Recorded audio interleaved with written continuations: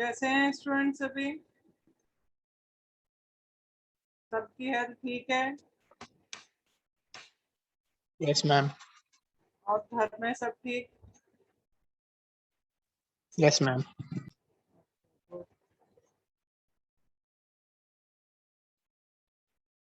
चलिए स्टार्ट करते हैं।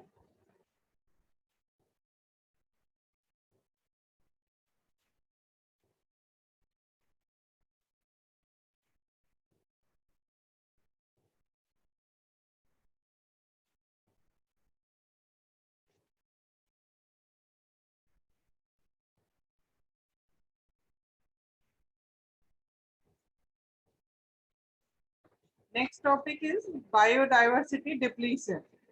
देखिए बायोडाइवर्सिटी क्या है? Biodiversity is the different type of the species of plants and animals present in a particular area, उसको कहते हैं बायोडाइवर्सिटी। उस एरिया की बायोडाइवर्सिटी, ठीक है। उसको ये डिप्लीट कर रहे हैं, मींस उसका मिसयूज कर रहे हैं, that is known as the biodiversity depletion. तो for example rubber agriculture and biodiversity. In case of the rubber agriculture means जहां पर रबर प्लांट्स ज्यादा है, जहां पर उसकी क्रॉप की जाती है, एग्रीकल्चर मीन्स रबर प्लांट्स की। तो उससे क्या हो रहा है? बायोडाइवर्सिटी, जैसे ये जो रबर प्लांट्स हैं ये साउथ ईस्ट एशिया में ज्यादा ग्रो होते हैं। तो जब रबर प्लांट्स को ज्यादा ग्रो करते हैं तो वहां पर क्या होता है, जो उसका नेचुरल लैंडस्केप है वो डिप्लीट होता है। दूसरा, रबर प्लांट्स की वजह से एंड्स की जो पॉपुलेशन है वो अफेक्ट होती है। और एंड्स क्या होती है? Ends are the surrogate for the other invertebrates. So indirectly these invertebrates also get affected by the depletion of the biodiversity. Means उस particular area की biodiversity डिप्लीट होने की वजह से इनडायरेक्ट इफेक्ट भी पड़ रहा है अदर स्पीसीज पर। Second thing is that ants work as the decomposer। और दूसरा, ये पॉलिनेशन में भी हेल्प करती हैं। तो जब एंट्स की पॉपुलेशन कम होगी तो पॉलिनेशन भी अफेक्ट होगा, और डिकम्पोजर है तो मींस डिकम्पोजिशन पर भी इफेक्ट पड़ेगा। तो डिकम्पोजिशन कम होगा तो उससे क्या होगी? एनवायरमेंट पॉल्यूट होने लगेगा। तो बायोडाइवर्सिटी डिप्लीशन से क्या हो रहा है? एनवायरमेंट पर इफेक्ट पड़ रहा है, that is the biodiversity depletion. Ecosystem services means जो इकोसिस्टम में जो प्रोसेसेस हैं, जैसे कि डिकम्पोजिशन है, वाटर प्योरिफिकेशन है, और न्यूट्रिएंट साइक्लिंग है। न्यूट्रिएंट साइक्लिंग जैसे मैंने आपको वाटर साइकिल में बताया था कि रेनफॉल हुआ, फिर फ्लो होके वो फिर से रिवर में पहुंचा, और जो न्यूट्रिएंट्स हैं वो प्लांट्स ने, सॉइल ने एब्जॉर्ब कर लिए। तो जो न्यूट्रिएंट की साइकिल है वो, पॉलिनेशन, जितनी भी ये इकोसिस्टम सर्विसेज हैं, these services get affected by the depletion of the biodiversity and existential risk comparable to climate change। Biodiversity depletion से क्या होगा? जो इकोसिस्टम के फिनोमिना अफेक्ट हो रहे हैं तो उससे क्या होगा? क्लाइमेट में भी चेंज आएगा। जैसे for example in deforestation in the Amazon rain forest and elsewhere reduce the amount of carbon dioxide removed from the atmosphere. यदि डिफॉरेस्टेशन होगा तो उससे क्या होगा? जो कार्बन डाइऑक्साइड को प्लांट्स एब्जॉर्ब करते हैं तो वो कार्बन डाइऑक्साइड क्या रहेगी? एनवायरमेंट में रहेगी, और उसकी वजह से एनवायरमेंट पॉल्यूट होगा। तो बायोडाइवर्सिटी डिप्लीशन से इस तरह से एनवायरमेंट अफेक्ट होता है। बायोडाइवर्सिटी को 3 डिफरेंट लेवल में डिवाइड कर सकते हैं। एक तो हो गया स्पीसीज डाइवर्सिटी, मींस किस टाइप की वहां पर स्पीसीज प्रेजेंट है। तो depending upon the type of the species, number of different type of species, तो उसको कहेंगे स्पीसीज डाइवर्सिटी।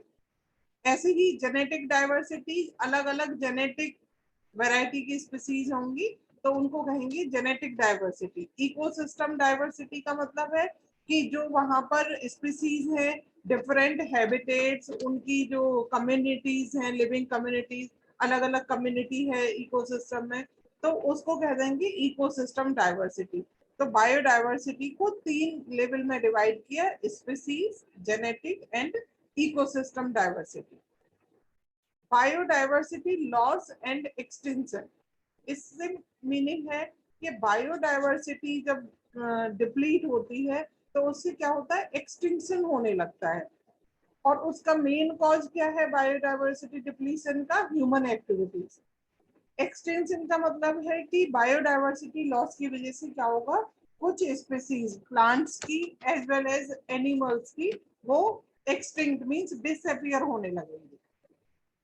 तो इस तरह से biodiversity loss is responsible for the extinction also. Cause में जैसे बताया मैंने, हैबिटेट ऑल्ट्रेशन है, इन्वेसिव स्पीसीज। इन्वेसिव स्पीसीज से क्या मतलब है, जब इकोसिस्टम से माइग्रेट करने लगती है स्पीसीज, दूसरी जगह जाने लगती है, तो उसको कहेंगे इन्वेसिव स्पीसीज। तो उससे क्या होता है, इकोसिस्टम डिस्टर्ब होता है। और वो क्यों माइग्रेट कर रही है, because of the change in the biodiversity of that particular ecosystem. Pollution है, ओवर हार्वेस्टिंग है, overuse, misuse of the resources, these are the cause of biodiversity loss. Endangered species, endangered का मतलब है species जो extinct होने की तरफ है, मींस बॉर्डर लाइन पर है कि उसके बाद वो एक्सटिंक्ट हो जाएंगी, तो उनको कहते हैं एंडेंजर्ड स्पीसीज। जैसे कि साइबेरियन टाइगर है, फ्लोरिडा पैंथर है, ये एंडेंजर्ड स्पीसीज में आते हैं। अब ये depending upon the condition different category में डिवाइड किया गया है। जैसे कुछ को कहते हैं एंडेंजर्ड, एक कंडीशन होती है एंडेंजर्ड, एक होती है एक्सटिंक्शन, एक होती है क्रिटिकली एंडेंजर्ड, एक होती है वनरेबल। तो ये इसके मैं डेफिनेशन और एग्जांपल बता रही हूँ आपको। एक्सटिंक्ट का मतलब है कि एक बार डिसअपियर हो गए तो फिर उसको रीजनरेट नहीं कर सकते, मींस बिल्कुल चले जाए। जैसे कि डायनासोर्स है, वो अब उनको जनरेट नहीं किया जा सकता है, तो इनको कहेंगे धीरे धीरे एंडेंजर्ड होते होते वो कहाँ हो गए, एक्सटिंक्ट हो गए। जैसे कि डायनासोर्स है, ये फोगा स्पीसीज है, डिफरेंट स्पीसीज है जो कि एक्सटिंक्ट हो गई। Extinct in the wild, wild animals में भी एक्सटिंक्शन का क्या मतलब है, जैसे कि हवाईयन क्रो है, ये एक्सटिंक्ट हो गया। तो एक्सटिंक्ट इन द वाइल्ड का मतलब है, this term implies that in one form or another a species have been wiped out। ठीक है, वहां से बिल्कुल गायब हो गई, तो वो उसको कहेंगे एक्सटिंक्ट इन द वाइल्ड। यदि वाइल्ड से हो रहा है तो उसको एक्सटिंक्ट इन द वाइल्ड कहेंगे। क्रिटिकली एंडेंजर्ड, क्रिटिकली एंडेंजर्ड का मतलब है कि वो हाई रिस्क पर हैं स्पीसीज, कि धीरे धीरे वो गायब हो जाएंगी, एक्सटिंक्ट की कैटेगरी में आ जाएंगी। जैसे कि 1998 से 2014 के बीच में जो सर्वे हुआ उसमें बताया गया कि number of critically endangered species has doubled in size. Means इस ड्यूरेशन में जो एंडेंजर्ड स्पीसीज थी उनका नंबर डबल हो गया। ब्लैक रेनो इसका एग्जांपल है क्रिटिकली एंडेंजर्ड का। एंडेंजर्ड हो गई, वो क्या होता है, धीरे धीरे डिक्रीज होती हैं, उनकी पॉपुलेशन डिक्रीज होगी, फिर उनका जो हैबिटेट का साइज है वो डिक्रीज होगा और धीरे धीरे गायब हो जाएंगे, उनको कहते हैं एंडेंजर्ड। जैसे रेड पांडा। वनरेबल होती है, वनरेबल का मतलब है कि स्पीसीज आपको साइन दे रही है, इंडिकेशन दे रही है कि ये गायब होने वाली है। जैसे उनका पहले पॉपुलेशन डिक्रीज होगी और जहां पर वो रह रहे हैं वो स्पेस डिक्रीज होगा, और फिर धीरे धीरे वो एंडेंजर्ड और क्रिटिकली एंडेंजर्ड होते हुए एक्सटिंक्ट में कन्वर्ट हो जाएंगे। जैसे कि polar bear. Near threaten, near threaten भी ऑलमोस्ट क्रिटिकली एंडेंजर्ड स्पीसीज है जो कि एक्सटिंक्ट होने की तरफ है, जैसे बेलुगा व्हेल। इसके लिए बायोडाइवर्सिटी डिप्लीशन को रोकने के लिए कुछ लॉज बनाए गए हैं, जैसे कि मल्टीपल यूज एक्ट ऑफ 1920, इसमें क्या है कि this act directed that the national forest be manage for timber, watershed, range, outdoor recreation, wild life and fish purposes. Means उनको मैनेज्ड वे में यूज किया जाए जिससे उनकी डिप्लीशन नहीं हो। मैनेज्ड वे का मतलब है कि जैसे सपोज आपने टिम्बर यूज किया, तो टिम्बर को आपने कट किया, फिर उसको इतना टाइम दें कि वो अपने को ग्रो कर पाए, तो उससे तो क्या होगा, वो मैनेज्ड वे में होगा, डिप्लीट नहीं होगा, उसको हम इतना टाइम इंटरवल दे रहे हैं कि वो ग्रो कर जाए, तो इसको कहते हैं मैनेज्ड वे में, और इस एक्ट के अंदर इसको रखा गया है। The convention on international trade in endangered species of wild flora and fauna, ये 1963 में हुआ था कन्वेंशन। एक एक्ट है मरीन मैमल प्रोटेक्शन, ने भी मरीन मैमल्स हैं उनके प्रोटेक्शन के लिए 1972 में, और एक है एंडेंजर्ड स्पीसीज एक्ट ऑफ 1973। इसमें थ्रेटन और एंडेंजर्ड प्लांट्स और एनिमल के प्रोटेक्शन के लिए एक्ट है। तो ये कुछ लॉज है, यदि इनको फॉलो किया जाएगा तो बायोडाइवर्सिटी डिप्लीशन को रोक सकते हैं। नेक्स्ट इज द, ये आपका सेकंड मॉड्यूल का फर्स्ट पार्ट कंप्लीट हो गया। ये लेंदी था, बाकी जो सेकंड पार्ट है उसमें एनवायरमेंटल लॉज है, तो वो स्टार्ट कर रहे हैं।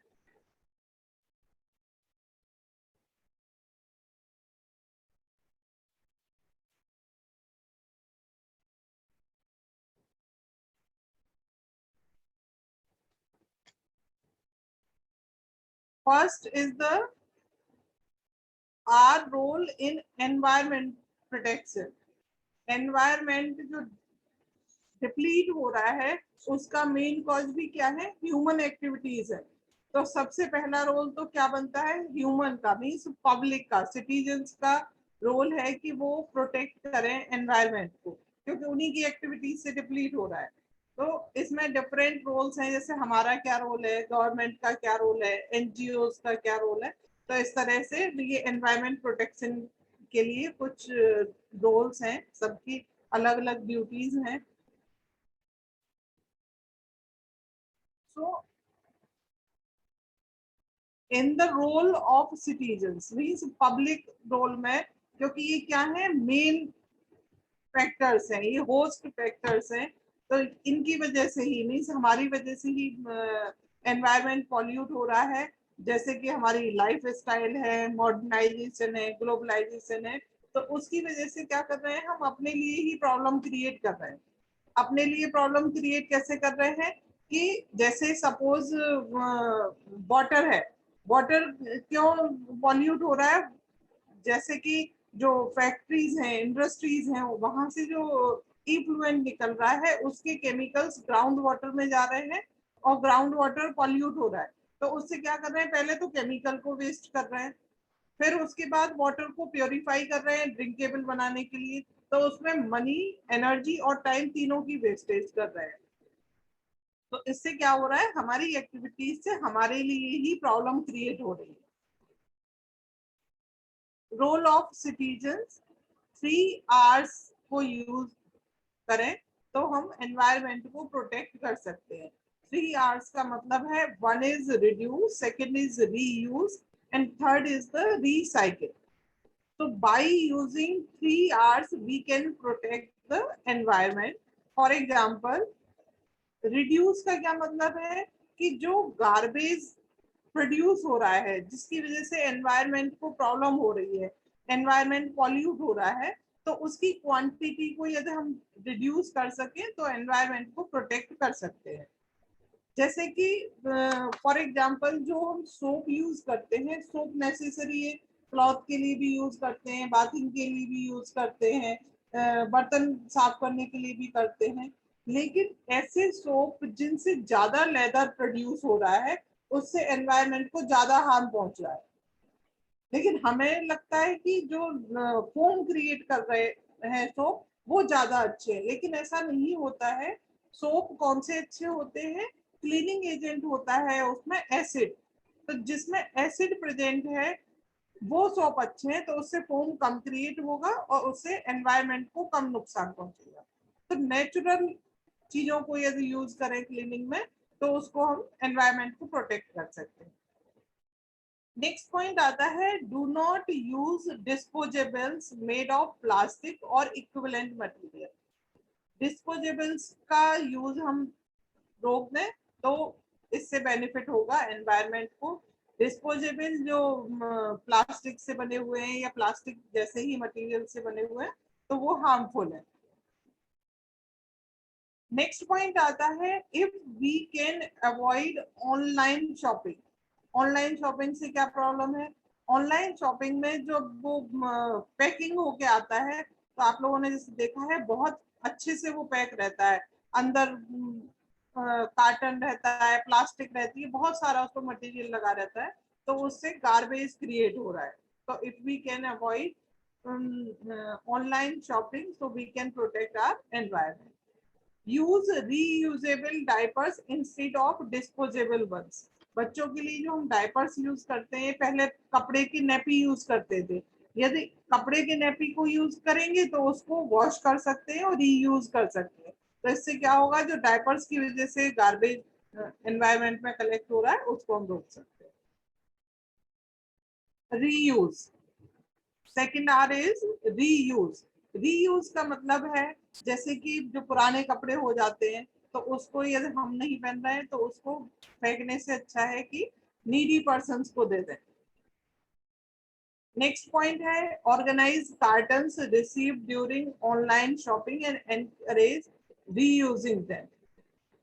फिर भी ऑनलाइन शॉपिंग जितनी भी नेसेसरी है जिसको करना ही है तो उसके कार्टन्स को यदि हम मैनेज करें, रीयूज कर सके तो प्रॉब्लम सॉल्व हो। Instead of trashing old books और toys, share them with the needy. पुराने कपड़े, पुरानी बुक्स, पुराने टॉयज यदि इनको नीडी पर्सन्स को दे दें, शेयर करें तो इसको रीयूज हो जाएगा इस तरह से। रिसाइकिल, रिसाइकिल का मतलब है कि जैसे कुछ चीजें बहुत पुरानी हो गई हैं और उनको क्या करें, हम रिसाइकिल करें। जैसे कि कंटेनर से स्टूल बना लें, है ना, कुछ वेस्ट मटेरियल से कुछ डेकोरेटिव आइटम्स बना लें, तो क्या हो जाएगा, उससे वो नए उसमें आ जाएंगे फॉर्म में। तो इस तरह से उनको रिसाइकिल कर सकते हैं। और रिसाइकिल करने से क्या होगा, आप क्रिएटिव आइडियाज आएंगे माइंड में, तो आप वैल्यूएबल टाइम स्पेंड करेंगे अपनी फैमिली के साथ में, सब लोग मिलकर उसको रिसाइकिल करें तो उससे एनवायरनमेंट को प्रोटेक्ट कर सकते हैं। Make it a habit to segregate waste based on its type. Means सूखे गार्बेज को अलग करें, सूखे वेस्ट को, और गीले को अलग सेपरेट करें, दोनों को स्टार्टिंग से ही सेपरेट करके चलें तो उसको मैनेज कर सकते हैं, ड्राई को रीयूज कर सकते हैं। So there are some suggestions by which we can protect our environment. Always carry a cloth bag. जब भी शॉपिंग के लिए जाएं अपना क्लॉथ बैग साथ में लेके जाएं। Avoid gift wrapping in glossy paper क्योंकि वो इतनी इजीली डिग्रेड नहीं होगा। Practice bucket bath, शावर की जगह बकेट यूज करें तो पानी की वेस्टेज को रोक सकते हैं। Fix aerators in your taps to reduce water flow. Water flow को कम करने के लिए यदि उसमें एरेटर्स लगा दें तो वाटर की वेस्टेज को रोक पाएंगे। चूज रीयूजेबल कटलरी, ठीक है, डिस्पोजेबल यूज ना करके यदि हम रीयूजेबल करें तो उससे गार्बेज बहुत कम हो जाएगा, या फिर ज्यादा जरूरत है तो उसको रेंट पर ले लें, पर डिस्पोजेबल यूज नहीं करें। Avoid online shopping, natural soaps use करें। जब भी बाहर जा रहे हैं अपनी वाटर बॉटल लेके जाएं, ऐसा नहीं है कि बाहर गए तभी बिस्लरी खरीदी और पानी पिया और बॉटल को थ्रो कर दिया, तो इस तरह से गार्बेज इकट्ठा हो रहा है। नेक्स्ट जो मेन पॉइंट है वो है कि बच्चों को शुरू से ही, स्टार्टिंग से ही उनको यदि एनवायरनमेंट के लिए अवेयर किया जाए तो वो क्या करेंगे, वो ब्रांड एम्बेसडर का काम करेंगे, वो आगे प्रोपेगेट करेंगे चीजों को और एनवायरनमेंट के लिए अवेयर रहेंगे जिससे कि एनवायरनमेंट को प्रोटेक्ट कर सकते हैं। एनवायरमेंटल पॉल्यूशन प्रोटेक्शन, कॉजेज जो है ये हम कॉजेज को रोकते हैं तो एनवायरमेंट पॉल्यूशन को रोक सकते हैं। कैसे हो रहा है? कटिंग ऑफ ट्रीज, ठीक है, killing of wild animals, lake of green belt, societies में यदि पार्क नहीं बने हुए हैं तो उससे पॉल्यूशन हो रहा है। Flow of dirty water from factories, effluent absorb हो जा रहा है सॉइल में। Congestion of dirty water, slum area create हो रहे हैं। Creation of noise, noise pollution create हो रहा है। पिलफ्रेज ऑफ इलेक्ट्रिसिटी, जो इलीगल यूज कर रहे हैं, जंपर डाल देते हैं, तो उससे क्या हो रहा है? रिसोर्सेज का मिसयूज हो रहा है। तो इस तरह से हम क्या कर सकते हैं? इन फैक्टर्स को यदि प्रोटेक्ट करेंगे तो एनवायरनमेंट को प्रोटेक्ट कर पाएंगे। Only growing trees does not fulfill the purpose of getting protection against the pollution of the environment. Green belt या प्लांटेशन ही एक सॉल्यूशन नहीं है, उनको प्रोटेक्ट करना भी सॉल्यूशन है कि डिफॉरेस्टेशन नहीं करें, मिसयूज नहीं करें प्लांट्स का, ये भी बहुत जरूरी है। Protection methods of wild life, wild life को प्रोटेक्ट करें। वाइल्ड लाइफ को प्रोटेक्ट करने के लिए क्या कर सकते हैं? कुछ तो गवर्नमेंट उसमें अपना रोल प्ले करे कि कुछ एक्ट बने जिससे लोग ऐसा नहीं कर पाए, जैसे कि बने हुए भी हैं कुछ एक्ट्स हैं।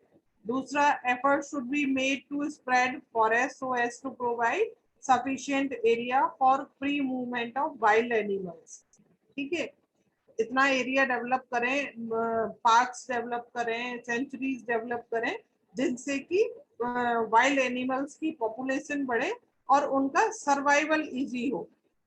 सर्वाइवल इजी होगा तो उनसे उनकी पॉपुलेशन भी इंक्रीज होगी। दूसरा, गवर्नमेंट की जो एक्ट है उसके अकॉर्डिंग अच्छी मतलब हैवी अमाउंट ऑफ पेनल्टी होना चाहिए if any one is involved in the selling of the wild animals or the parts of the wild animals। जैसे कि आप लोगों ने मूवीज में देखा होगा कि वो हाथी दांत को सेल कर रहे हैं या डियर के हॉर्न्स को बाहर भेज देते हैं, ठीक है, तो यह उसकी स्किन है टाइगर की, तो इस तरह की एक्ट को यदि रोक पाएंगे तो वाइल्ड लाइफ को प्रोटेक्ट कर सकते हैं। So this is the public or citizen role in the protection of the environment. Next is role of government.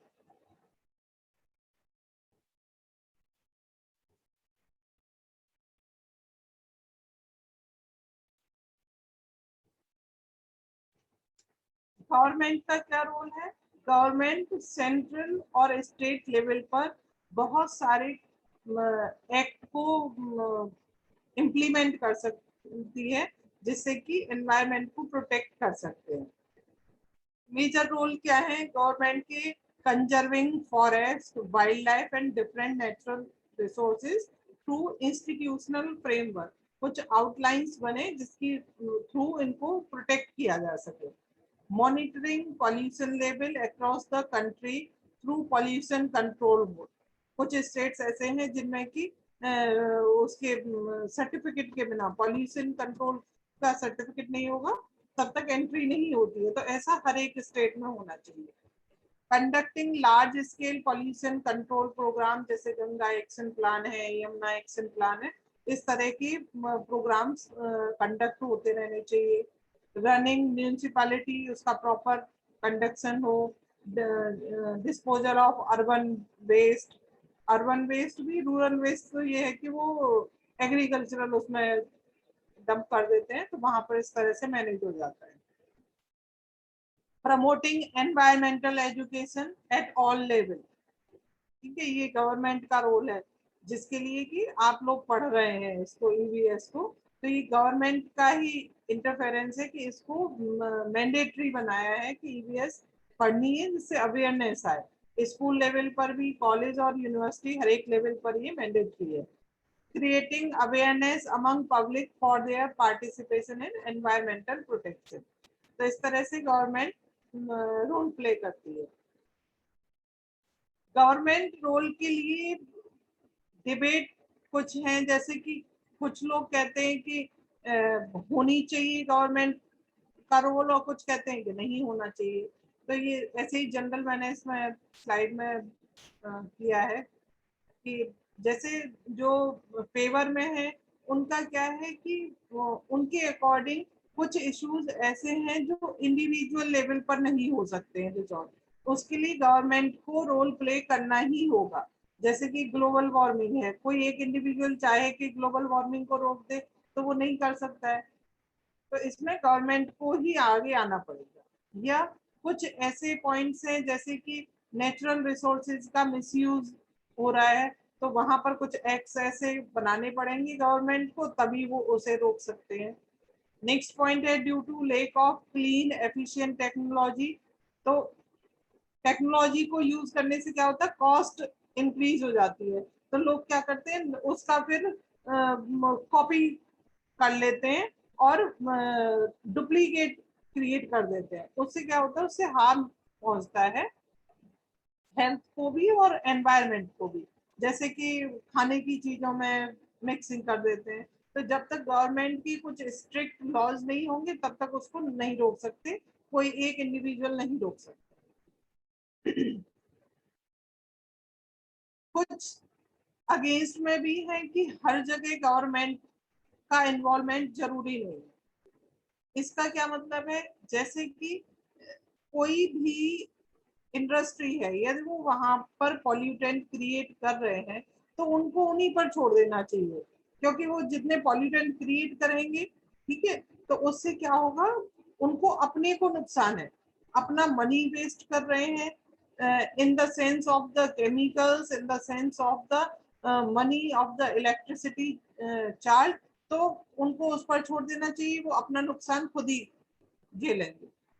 ऐसे ही कुछ चीजें ऐसी हैं कि इंडिविजुअली उसको एफर्ट करें और अवेयरनेस करें, उसमें गवर्नमेंट को करने की बहुत ज्यादा कोई जरूरत नहीं।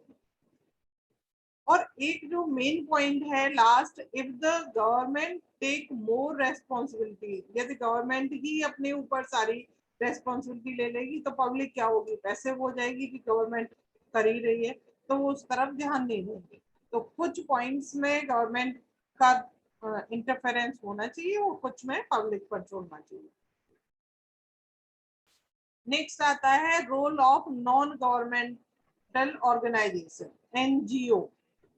एनजीओ क्या होते हैं, एनजीओ होते हैं कि कुछ पीपल का ग्रुप किसी सोसाइटल इशू पर वर्क करे, उसको कहते हैं NGO, non governmental organisation. Non governmental क्यों कहते हैं, क्योंकि गवर्नमेंट का इसमें कोई इंटरफेरेंस नहीं होता। मैनेजमेंट लेवल पर फंड तो क्रिएट करते हैं, फंड तो देती है गवर्नमेंट, लेकिन उसमें मैनेजमेंट में कोई इंटरफेरेंस नहीं होता है। जानते ही होंगे आप लोग, एनजीओ, बहुत सारे एनजीओ बनाए जाते हैं, नियर अबाउट 40,000 एनजीओ वर्क कर रहे हैं, इंटरनेशनल एनजीओ भी, ठीक है। और ये क्या करते हैं, सोशल इश्यूज पे, जैसे एनवायरमेंट इश्यूज हैं या नेचुरल रिसोर्सेज के लिए है, या उसके लिए सैनिटेशन के लिए है, हेल्थ के लिए है, तो ये डिफरेंट डिफरेंट एनजीओ वर्क करते हैं। एनजीओ की जो हिस्ट्री है वो 1883 में ये स्टार्ट हुआ था, लेकिन इम्प्लीमेंट हुए ये 1945 में जब यूएनओ एस्टेब्लिश हुआ तब से। 40,000, जैसे अभी मैंने बताया आपको, currently there are about 40,000 international NGO in the world and they work on issue of global coverage. Global coverage में सब कुछ proper issues different different nations के, उन पर ये एनजीओ वर्क करते हैं। इंडिया में ही 1 to 2 मिलियन नेशनल और स्टेट लेवल के एनजीओ हैं, जो कि मेनली विलेज में वर्किंग है। बट जो एनजीओ यहाँ पर इंडिया में है उसमें काम की बहुत कम है, बहुत सारे को हर साल ब्लैक लिस्ट किया जाता है। मेनली एनजीओ को रन करने के लिए या तो यूथ आते हैं आगे, और या फिर रिटायर्ड पर्सन, तो या तो वो पार्ट टाइम वर्क करते हैं उसको रन करने के लिए, और कुछ फुल टाइम भी वर्क करते हैं। तो बहुत सारे अच्छे एनजीओ भी हैं जो कि एक्चुअली वर्क कर रहे हैं। एनवायरमेंटल एनजीओ का क्या फंक्शन है, क्या रोल है एनवायरमेंटल एनजीओ का? मेजर रोल है promotion of environmental education, campaigning for eco friendly lifestyle, means plastic नहीं यूज करें, इको फ्रेंडली मटेरियल को यूज करें, raising protest against anti environment activities और प्रोजेक्ट्स, जैसे अभी वो एक्सपायर हुए हैं, वो कौन थे, जिन चिपको आंदोलन जो था, ठीक है। Community mobilisation to ensure their participation in environmental programme, बड़े बड़े इस तरह से प्रोग्राम्स करें, रैलीज के एनवायरमेंट को प्रोटेक्ट करना है। Promotion of renewable energy resources, तो ये एनजीओ के थ्रू इनको बहुत इजीली कर सकते हैं। ये कुछ प्रोमिनेंट एनजीओ हैं इंटरनेशनल और नेशनल लेवल पर, जैसे WWF है, ये है world wide fund for nature, Switzerland में है इसका ऑफिस। ग्रीन पीस कनाडा में है। Conservation international CI USA, nature conservancy USA में है। और ये है EFA environment foundation for Africa, ये है इंटरनेशनल और नेशनल लेवल पे। ये इंडिया में है, इंडिया के जो एनवायरमेंट के लिए वर्क करते हैं ये हैं, जैसे BNHS है, CSE, CE, इन सब की आपको फुल फॉर्म पता होना चाहिए, ठीक है, कर लेना इसका से। कल्प वृक्ष है, तरुण भारत संघ, वातावरण, और शेप की फुल फॉर्म है society for harmonising science, people and environment. So these are some Indian NGO which are working on environment. तो ये हो गया गवर्नमेंट का रोल और एनजीओ का role. Next is the international agencies.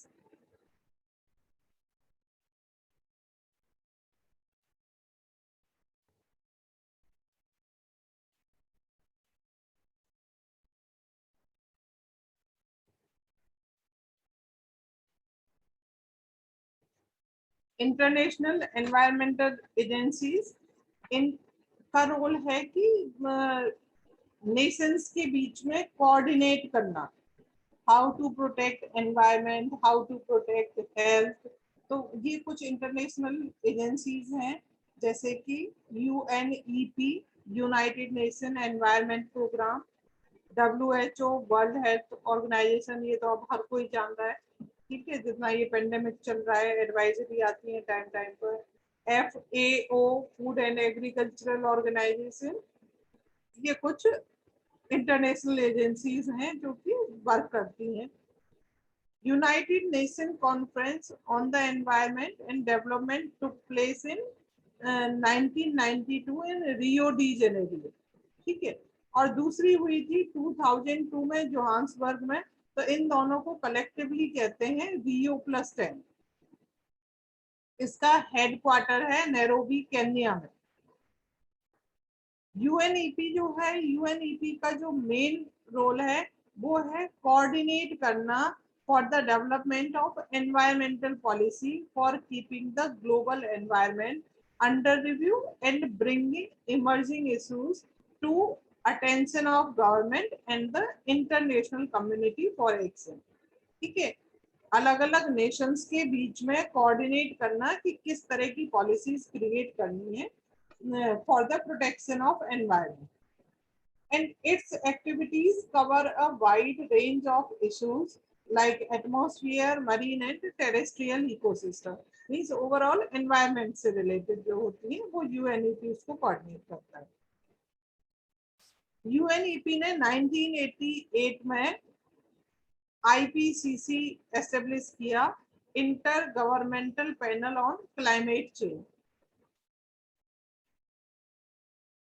WHO world health organisation, ये क्या करता है, जो इन्फेक्शियस डिजीज है जिनसे कि डायरेक्ट हेल्थ पर प्रॉब्लम आ रही है, जैसे कि इस समय COVID-19 चल रहा है, तो उसके लिए हेल्थ से रिलेटेड जो इश्यूज होते हैं उसके लिए WHO वर्क करता है।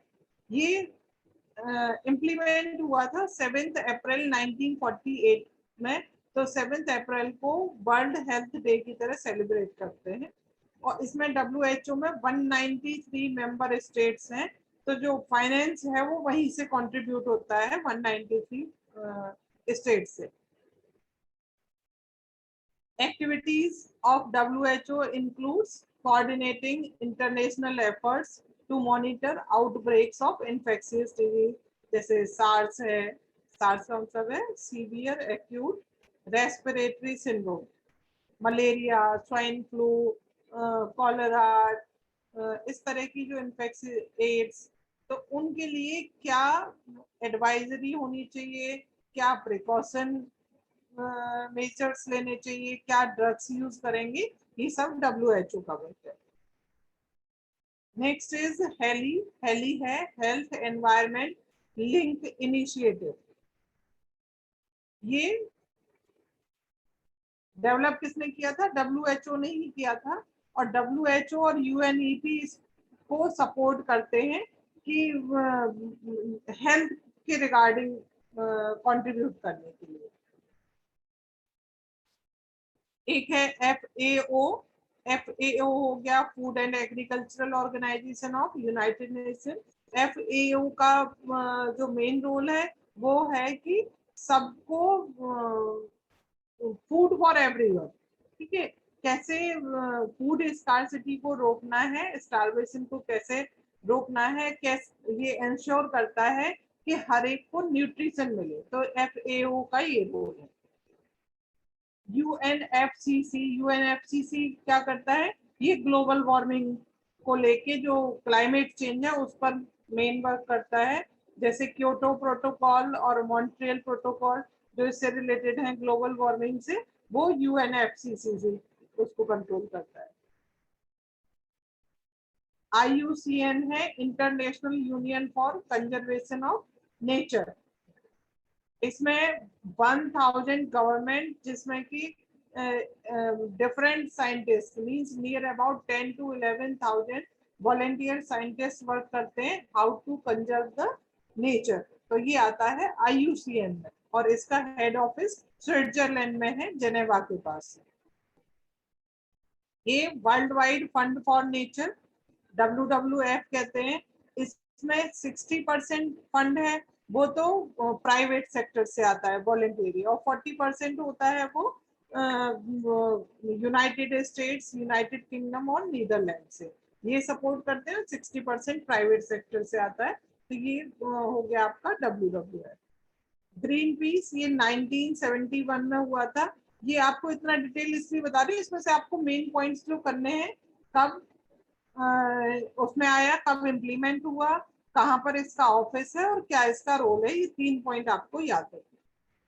तो ग्रीन पीस है ये भी क्लाइमेट चेंज के लिए ग्लोबल एनवायरनमेंट कैंपेन, इसी के अंडर वर्क करते हैं, जिसमें कि 77 नेशनल मेंबर ग्रुप हैं और 1000 number of the activists are working in the Greenpeace. ये कनाडा में है। ये Tata energy research institute TERI, ये 1974 में एस्टेब्लिश हुआ था और इसकी डिफरेंट ब्रांचेस हैं North America, Europe, Japan, Malaysia and Gulf में। ये कुछ हिस्टोरिकल डेट्स हैं एनवायरमेंट प्रोटेक्शन की, जैसे क्योटो प्रोटोकॉल 1994 में हुआ था, अर्थ समिट 1992 में, और ये मॉन्ट्रियल प्रोटोकॉल 1987 में, रामसर कन्वेंशन हुआ 1971 में। ये आपको लर्न करना है। These are some important days of environmental concern, जैसे वर्ल्ड एनर्जी डे कब होता है? ये 3 मई को होता है। वर्ल्ड हेल्थ डे 7 अप्रैल, वर्ल्ड पॉपुलेशन डे 11 जुलाई, और ये हो गया एनवायरमेंट डे हो गया 5 जून। तो ये डिफरेंट डेट्स हैं। 14 दिसंबर नेशनल एनर्जी कंजर्वेशन डे, 23 दिसंबर नेशनल फार्मर डे, 16 सितंबर है वर्ल्ड ओजोन लेयर डे। तो ये आपको डेट्स और ईयर याद करना। तो ये नेक्स्ट टर्न पर, अब जो बाकी बचा हुआ है वो नेक्स्ट टर्न पर कंप्लीट कर देंगे, तो ये आपका सिलेबस कंप्लीट हो जाएगा। किसी को कुछ पूछना हो तो बताइए।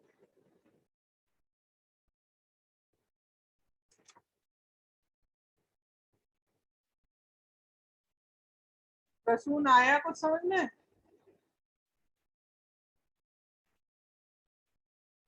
प्रसून, समीर, उपाक्ष,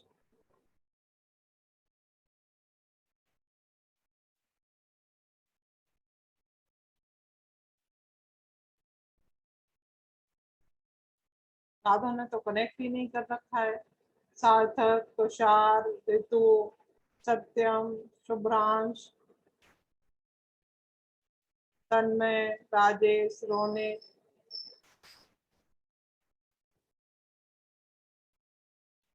चलिए स्टूडेंट नेक्स्ट टर्म पे मिलते हैं।